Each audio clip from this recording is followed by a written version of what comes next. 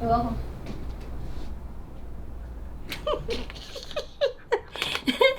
Well, hi there, Mr. Spencer. She's gonna be glad to hear from you.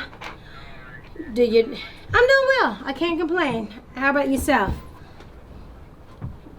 Yes, sir. Well, hold on, okay? Miss O, your boyfriend, line one. You are live, Raleigh, North Carolina, at the Carolinian newspaper, where I am the assistant to the editor and publisher. And I personally began that venture because my brother. My mother fell sick shortly after he was born, and I was the babysitter when my mom could not maneuver. When my mom died, I became somewhat wayward. I got pregnant, I moved up north, and Brian was left to fend for himself.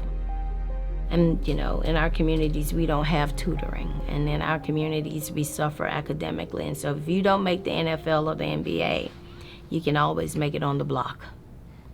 And that is where Brian was accepted. I brought my oldest son to my brother's court date, and we sat on the front row. And I remember, because in federal court, they sentence you by months. And I had not learned to convert months into years. And he goes, "You are hereby sentenced to 226 months. And I hunched Jaja, and I said, "Jaja, hurry up, what does that mean?" 22 years, Ma. And I just remember saying that I will be back for you. I will be back. You know, I live in a world where people say this needs to be done, and this is one of the things that I felt the need to do.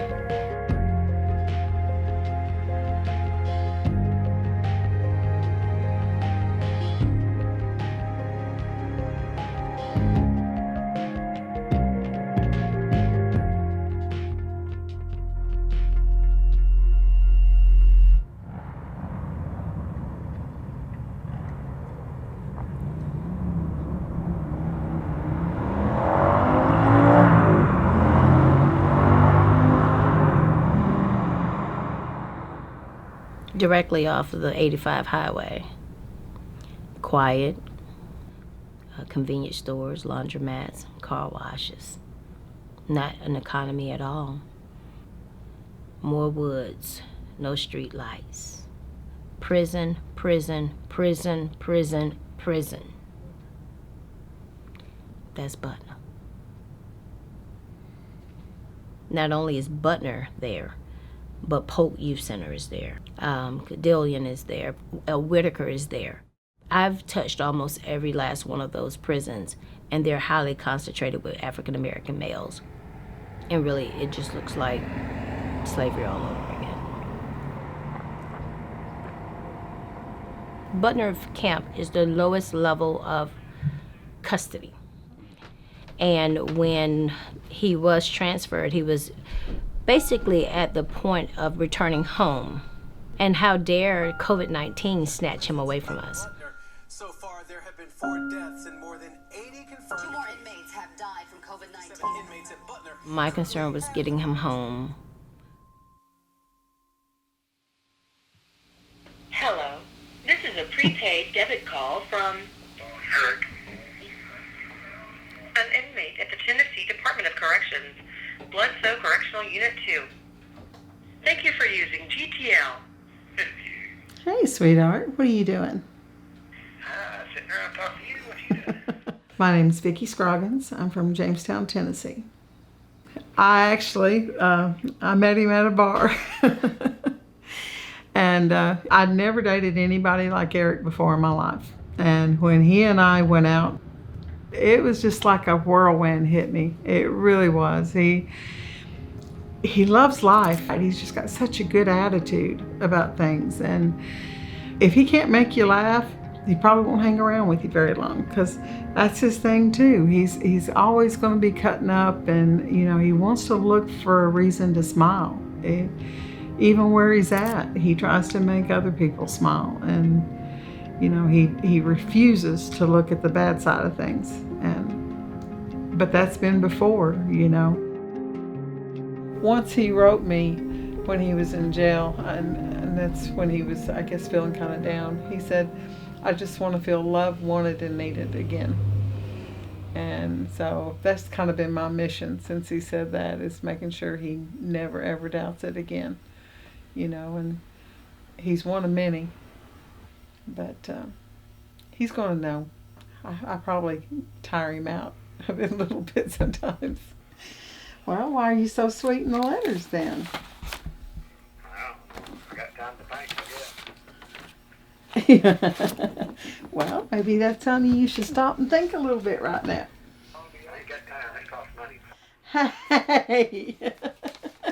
His public defender told him that he wasn't going to be able to use his evidence. His best bet was take a plea agreement, or he could get life without.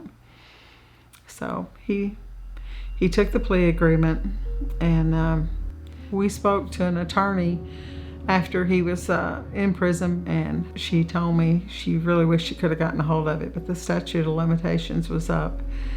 But she said from what she saw that he was wrongly advised that there was ways to use that evidence, and that she didn't see any reason he should be in prison. If you don't have money, you're pretty much screwed. You can be totally innocent. If you don't have money, you don't really have a chance.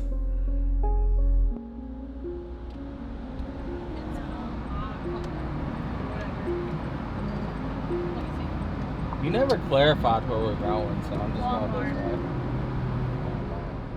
Needed a job, and it was a job at the time. I mean, honestly. I mean, here you either work at Walmart or the prison. I mean, those are the big, good paying, decent paying jobs. And there's not anything else really. See, his real thing that he wants to do is go culinary. I've seen some of their boxes of the food they get. Like, they don't even get real hamburger meat unless they're positive for Hep B. They have to give them real hamburger meat. But other than that, they get whatever mixed together. And some of it says not for human consumption. So. Like most of the people I knew working in prison thought it was a fucked up place to be. They also were just trying to live. What does it mean that in order to have a good job, in order to have a job where you can barely pay your bills anyway, you have to work for a system that cannibalizes communities and families? So we could stop telling people in rural communities, oh, this is good for your prisons, it's good for your jails, and thinking about it from the economic terms. Think about it from a different lens. What is the human cost? Yeah, this is a letter I wrote to the governor asking to have Eric released on house arrest. We'd gotten a letter back last time saying we need to submit a file to the Board of Parole for executive clemency, but I hadn't asked for it. And so, you know, it kind of makes you feel like they've not even read your letter. This time I highlighted it. I want to do everything I can to try and get him home early. And of course, COVID makes it seem even more desperate.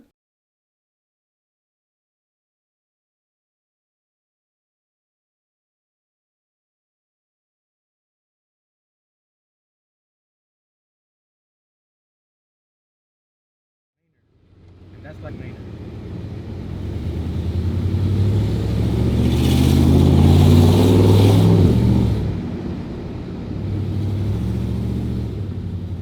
Whenever I see my grandpa in the prison, he'd always tell me, don't do too much modern stuff to it. Keep it like the year it was, like the 90s. Because it has the original motor, the 350, but I wanted to swap it to the newer ones. But he was like, nah, keep the 350, keep the 350. So it's like the 90s kind of. This like probably a month ago, or like a month ago. He was never able to see it. But I told him I was going to do it, but he's never able to see it. But I'm pretty sure if he would have saw it, he would have liked it. Originally, it was a 20-year sentence. Like, the judge didn't want him to be out anymore. And they made it seem like my family was a cartel, kind of. And they were not a cartel. So they just, like, gave him a long sentence. I was tired of seeing him in there, because I know he would have brought a lot of, like, happiness and joy to our family. He was like the missing piece, you know, like that's what we needed to be home.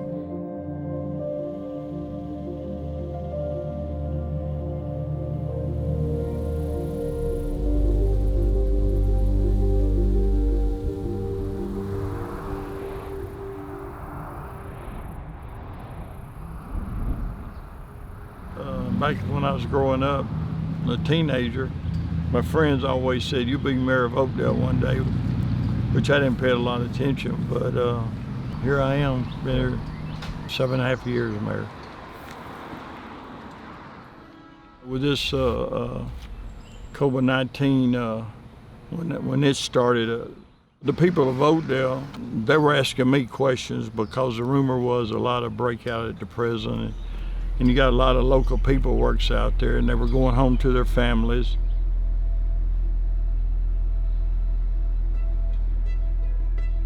So there was a lot of concern, you know, what's going on here? You know, what do we need to do? What's happening? We couldn't find out any information. This is just a lot of chaos going on, you know. Decisions you had to make immediately almost.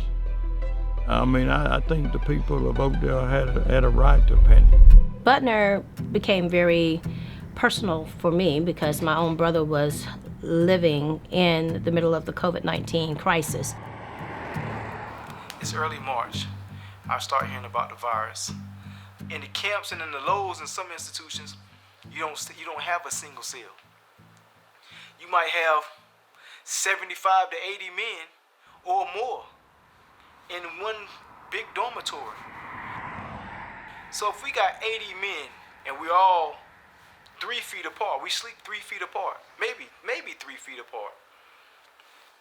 So if 1 or 2 guys get it, the only way the rest of the guys don't get it is if their immune system just strong enough to fight it off. But you're gonna come in contact with several people who got it. Social distance, it's not possible at all. We're about 125% capacity in our prison, so that's not possible. And I've not heard of anyone that's been released just because of the virus to help make room. No one. What Bledsoe County's response is, the prison's response, has been what TDOC's response has been for a decade plus now, which is nothing. It's scary because it's like you see that these people are dying and you don't see that the prison is like, oh, like we're gonna take protocol and like do this and this for the inmates, or we're gonna start giving out like PPE. None of that. They were not even wearing masks because he told me, and I was able to tell in his voice that he was worried about that when he called me and told me that the virus was already there. He said, and they don't want anybody to know. I was like, but they're not wearing masks, they're not taking any precautions because they don't want everybody to freak out. So they'd rather see people get infected and die from that than get everybody freaked out. We was ordered not to wear masks. Where the guys was cutting shirts and stuff like and making makeshift masks.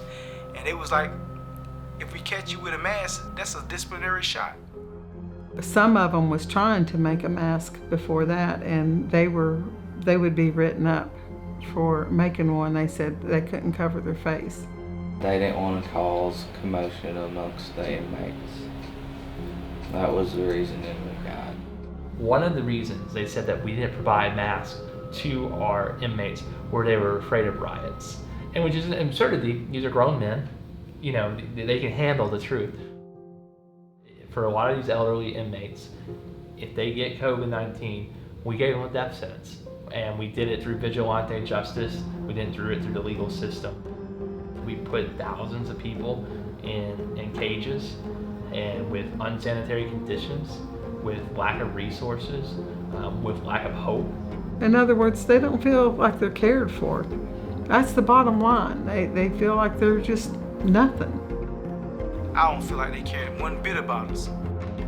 Like, we're just sitting in this place waiting for the inevitable to come.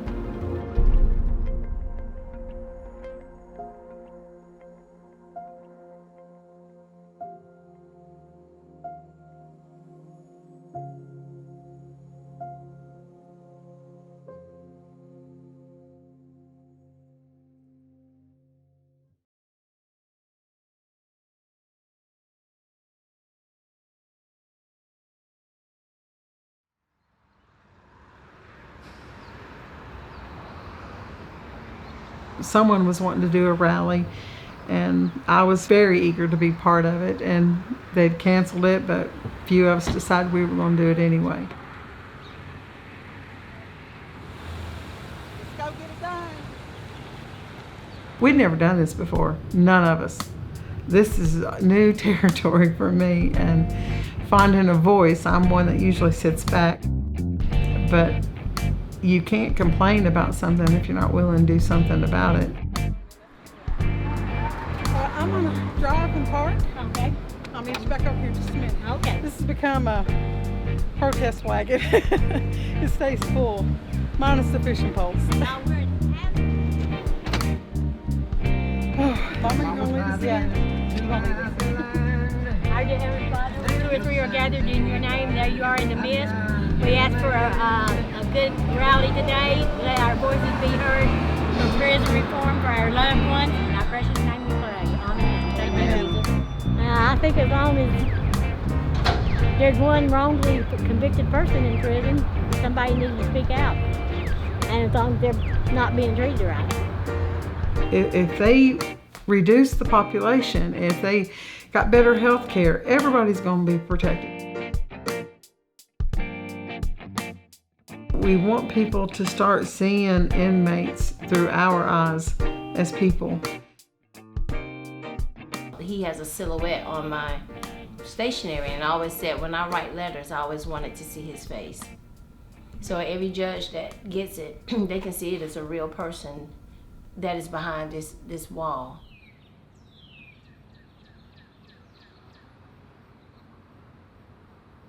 We have an uncle who's a janitor at the federal government, and he pushes the mop and dust, and he's always speaking to the judges and hi. And I wrote a letter for my uncle to hand over to the judge, and he has a stuttering impediment, and I'm sure he stuttered through his speech.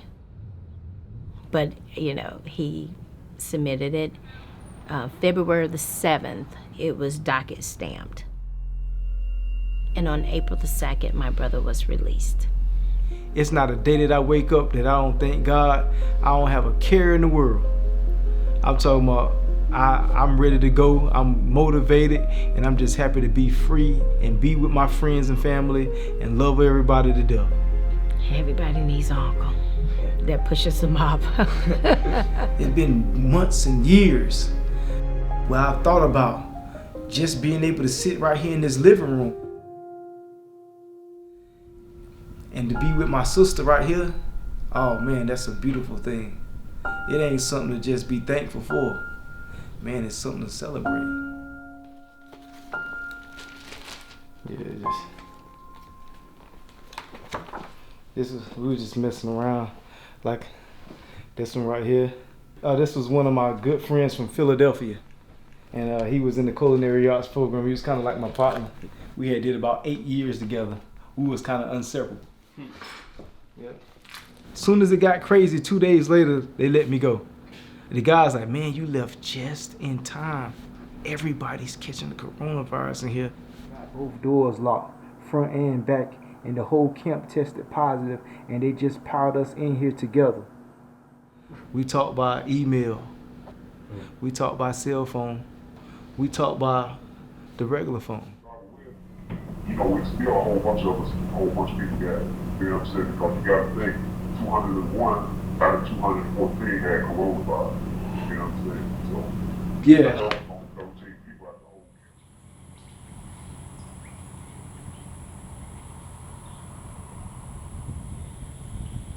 He's close to his release date. He has all the like pre-existing conditions. They're telling you, let those people go home. Why didn't you let him go home? It was a pretty slow process. It made no difference. Why are you waiting a month, more than a month? He should have been released the next week. I mean, I'm not saying the next day, a week. Why did you wait a month to let him go home when everything has been approved and Oakdale had been one of the worst places to be? He called me and I can hear in his voice, he was like, his throat was just clogged with mucus. You could just hear it. And then he talking like I couldn't understand him. And he just say stuff and every time he talked, the next second, like real bad. And then until he can breathe back, he go like, and then talk again. He went to the nurse. The only reason why they didn't say he had anything because he didn't have fever. That's the only reason why they didn't say, oh, you're fine. He said, just because you don't have that, you don't got anything. Just because you don't have fever. And he got checked 2 times. Him going to the nurse twice, complaining about symptoms. What are you waiting for? Are you waiting for him to stop breathing so you can see that that is a symptom of COVID?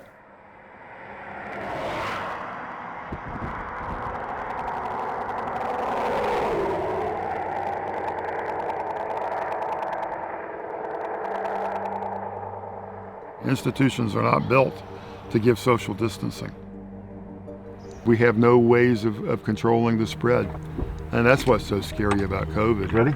Is how it spreads and how insidious that spread is. Don't get me wrong. I am horrified about the number of COVID deaths. 1 death is too many. But with the epidemiology of the institution, I'm not shocked. I mean, when you have all that kind of immune compromised cases inside your institution, and you're living in an institution on top of that, I'm not shocked. At this point, I'm not going to say anything new here. Everyone knows by now there is no way to social distance in a prison. It's not going to happen. Our prisons are overcrowded. We're incarcerating people who don't actually present a danger. I mean, there are ways that we could drastically decarcerate, but we won't.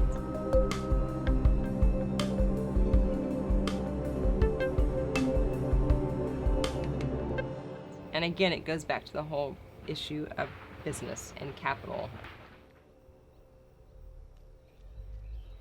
I feel like they care more about getting the prisoners, moving them to wherever, and making their money off them. They feel like, it's just, all it is a money-making machine's all it is. You get them in, you get so much a day to feed them and all that through inmates. Even within state prisons, everything is privatized.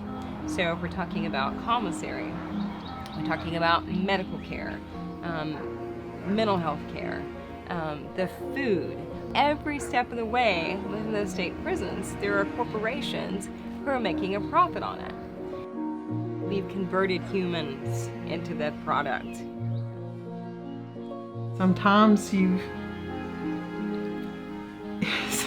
think, am I really making a difference with this? And it gets hard.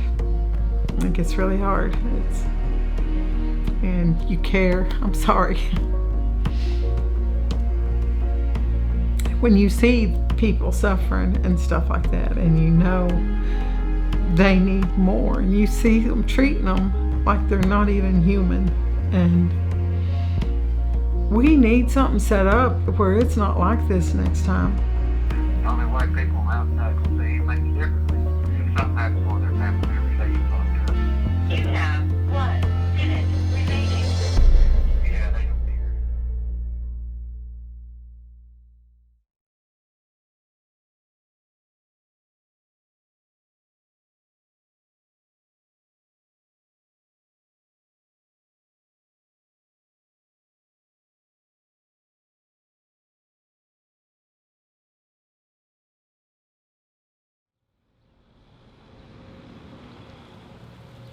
I thought he was just being placed on Quarantine. because he was gonna be released, so I thought they were just following the process.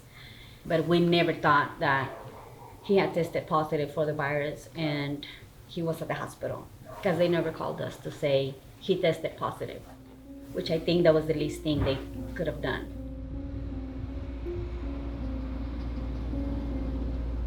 When I finally got the call from the doctor at the hospital, not the prison,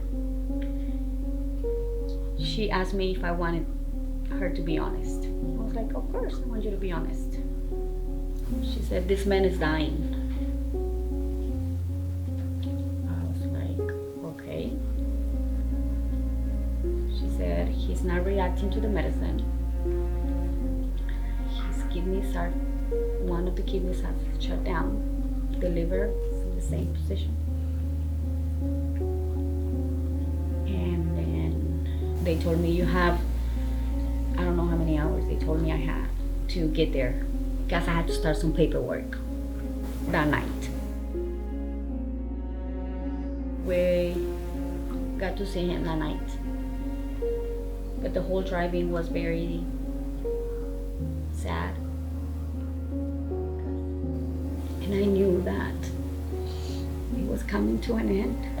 So I knew why I was going to the hospital. Standing there waiting for the doctor to tell me that he had passed away. It was one of the hardest things I had to do so far.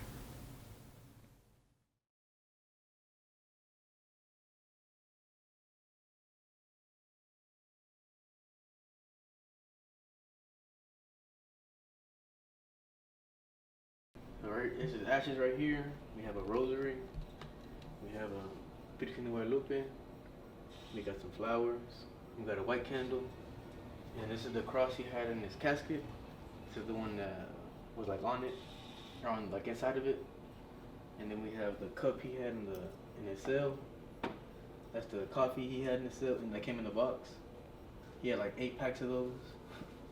And this is the water burner. I got this when I graduated, because we all thought that he was gonna get out from our graduation. I graduated June 1st, and his release date was May 6th, so he was gonna be out in time for it. I was gonna be the first one he saw to graduate. I already got whenever they call you, it's like a phone operator. I already got the whole thing memorized. This is a prepaid call from an inmate at a federal prison. You will not be charged for this call. This call is from Georgia's command. An inmate at a federal prison. To accept the call, please dial 5 now. Hello, Sebastian. Hope to God that when you receive this letter, it will find you and the rest of your family enjoying the best of health. Give your sister and brother a hug for me. Hopefully you can come pick me up soon. We have a lot to work on. A lot of work ahead of us. Don't forget, be nice to your mother and respect your dad. Remember to be kind to everyone, treat everybody like you want to be treated. I know in my heart that I know that your Uncle Horacio will be okay. This will be all for now. With all of my love and respect, Papa Jorge.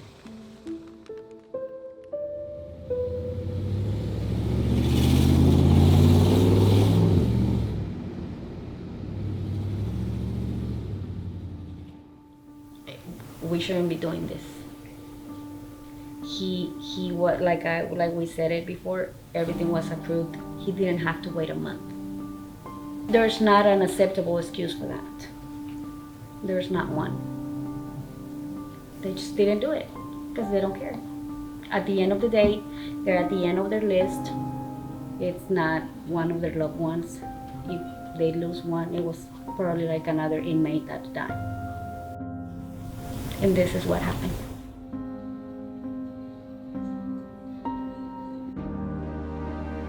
I don't think it's more for them to be kept in there. You got people in prison that's at the camp that's passed away who had a couple months left. For what? To an unjust system who's over sentencing people anyway? Go ahead, I'll talk to you later. Hit me up. Stay up, man. I love you. I I think it's still surreal for me that he's home. And I promised him at his sentencing that I would fight, and as you can see, I'm still fighting. I don't even know how to stop fighting. There's too many people that is just, they just accept it, and we've got to do something. They're not gonna make changes if we don't do something. I love you, sweetheart. I love you. I'll talk to you tomorrow. Bye, darling. Bye, sweetie. I get hopeful. Maybe it'll help bring change, you know, because it's really shown us the weak spots in prisons. If there was any time to believe in an orchestrated creator, this is the time. By design, we are living in the greatest moment that none of us can stop. So I have recommitted, put my hands to the wheel of humanity, and we're gonna pull down this lie together.